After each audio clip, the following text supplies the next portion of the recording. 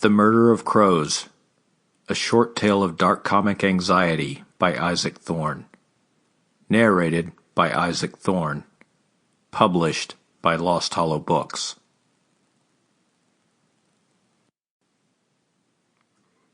The back of his right hand fit perfectly over the circle of bright light that beamed down from the sky, but it was not quite enough to clear his field of vision. The rays of sunshine that refracted through the safety glass of his windshield, not to mention the glare from the hood, slid through his fingers like grains of sand scooped from a temperate beach. The light crept into every crevice of the Lexus, unstoppable, creating a brilliant wall of blankness against the windshield that shut out every color, except for white, and maybe a little bit of black. Along the periphery of the blankness, he thought he could discern the silhouette of a disembodied hand reaching out to him from somewhere within the light, stretching from the ether like so many long-dead relatives along the walls of that tunnel that those freaks on the History Channel always report they've seen while in the throes of a near-death experience. However, this shape neither welcomed him onward nor motioned him away, as said relatives do in said experiences. This shape appeared to be frantically flagging him down.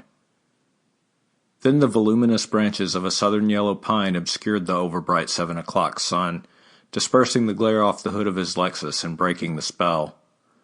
Before him, in sudden crystal focus, stood a row of startled children, frozen in the crosswalk, their eyes wide. His own eyes, heretofore squinted against the blinding sun, thrust wide open in a perfect reflection of their own. His elbows locked, embedding the unforgiving hardness of the steering wheel in his palms and submerging his shoulders into the back padding of the driver's seat. His teeth clamped down on his tongue. He thought he tasted blood.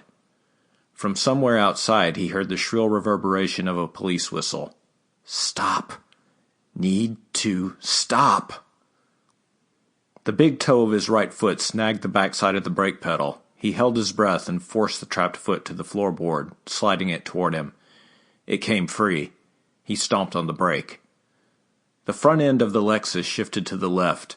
He fought the urge to jerk the steering wheel to the right, to overcorrect, as they called it in all those police blotter reports he used to compile back in his cub reporter days. The bald left front tire of his Lexus screeched in protest, then jerked to a halt a little more than 10 inches from the solid white line that marked the edge of the crosswalk in front of Octavia Academy's middle school campus.